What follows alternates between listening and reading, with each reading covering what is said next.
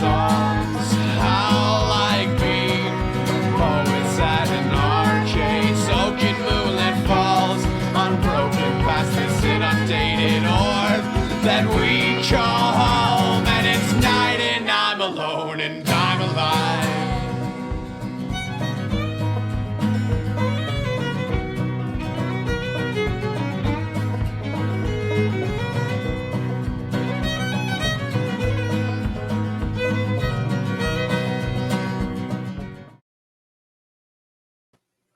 Welcome to the Talkin VAWLS Network. My name is Boogie Bentley, coming to you with a practice report as the Vols took the field in full pads yesterday, and the media had access for a couple of periods. So we've got some news, we got some notes, but as always, guys, go ahead and smash that like button. If you're new here, it's just below the video. Just press that little thumbs up. Also, make sure you go ahead and subscribe to the channel so you don't miss out when we post a video or do the occasional live stream. I know we talked about going live this Friday evening, so stay tuned for that. And also, the Vols return to the practice field Thursday and Friday. So we're going to have some content. We'll try to put some coverage together for those practices as well. But yesterday, again, the Vols in full pads.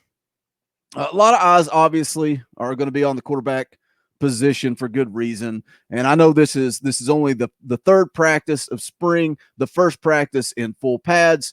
We're talking about drills, basic drills, and routes on air, but it's still worth noting. It's worth noting at this point in the game that Hendon Hooker was first in line for every single drill. Brian Maurer followed him up second, and then Harrison Bailey split reps with walk-on quarterback Sully McDermott and Spencer Smith. Now, does that mean anything specifically? I'm not sure. The reports coming out all seem to indicate that Hendon Hooker has this certain presence, this leadership aura, as if he's the man to beat. He is the guy. He's the number one guy. He seems to be taking on that leadership role on the offensive side of the ball, along with Velus Jones. And Jones is a guy that I really expect to show up this season. And, we saw some flashes of exactly what he can do late in the year last season. He's talked about, his level of excitement playing in this Josh Heupel offense, even called it during the press conference a wide receiver's dream. We'll see if he gets any help from those sophomore wide receivers. Cody Burns did meet with the media yesterday after practice, and he said some things that could be a little concerning. He talked about trying to bring those young guys along. He talked about the need to be more physical and learn to practice the right way.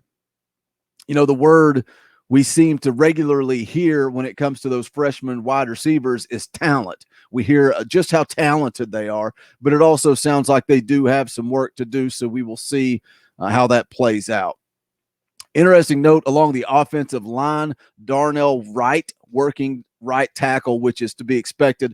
I like the positivity and the energy that is surrounding this group. Glenn Ellerby, has praised Wright early, which again, I did a video on him in the offensive line. That's a guy. Darnell Wright is a guy that needs to play angry this year. We need him to deliver this fall. Interesting note on the left side, Dane Davis, a walk-on from Sullivan East High School in the Tri-Cities area. He worked alongside Cade Mays, who seems to have jumped from right guard to left guard. No clear-cut starting five yet. Again, it's practice number 3. You can see the clips on the screen there. These guys are going through mostly drills, so you're not seeing a starting five. Again, it's early, and we will have to see. We'll continue to follow, see how that plays out.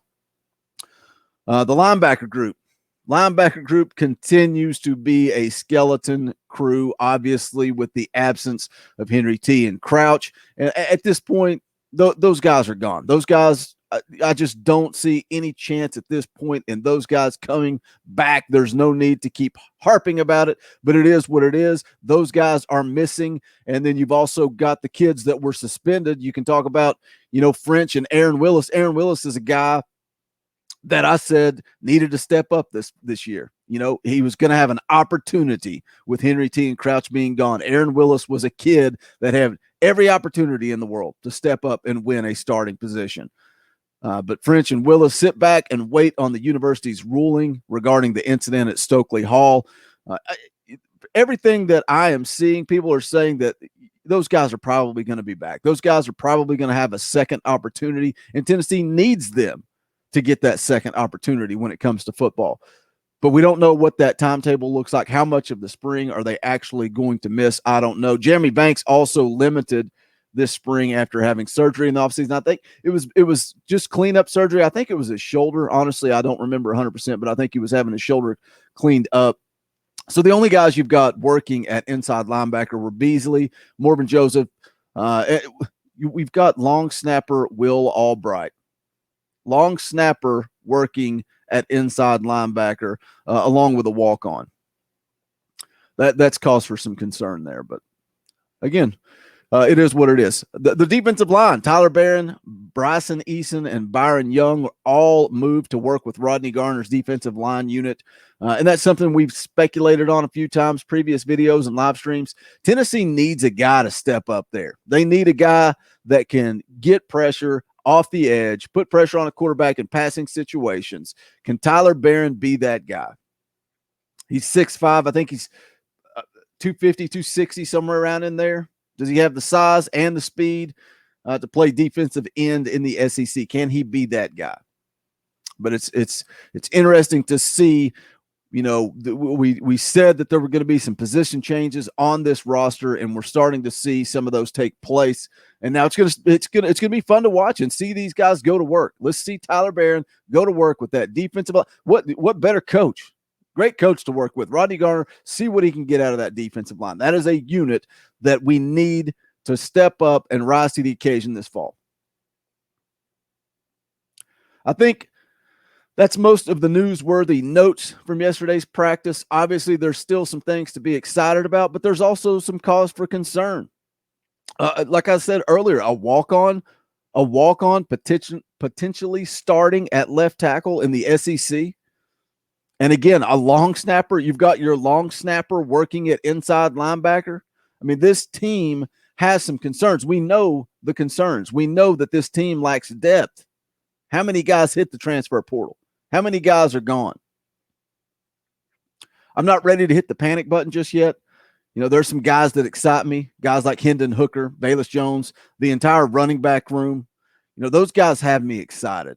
And I think this team can still score a lot of points this fall, a lot of points. But again, there are concerns, depth issues. But I'm excited to continue to watch this team grow, to see what these guys can do, to see if we get any more position changes. Are we going to see some guys change to linebacker? Are we going to see anybody else move? I think we are. What's going to happen with D. Beckwith? I almost made an entire video on D. Beckwith yesterday, but I didn't think there was enough meat on the bone to really run with it. But I think it's going to be interesting to see what they do with him.